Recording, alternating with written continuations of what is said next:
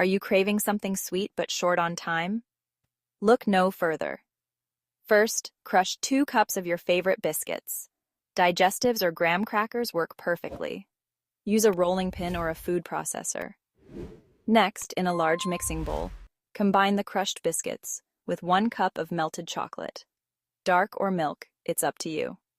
Now, add in 1/2 cup of sweetened condensed milk. Mix until you get a thick, dough-like consistency.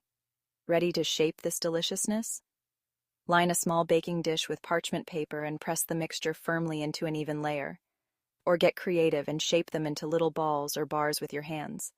Pop it in the fridge for 1–2 hours until it's set. Then cut into squares or serve those delightful little balls. And there you have it, an easy, delicious 3-ingredient chocolate dessert. Enjoy.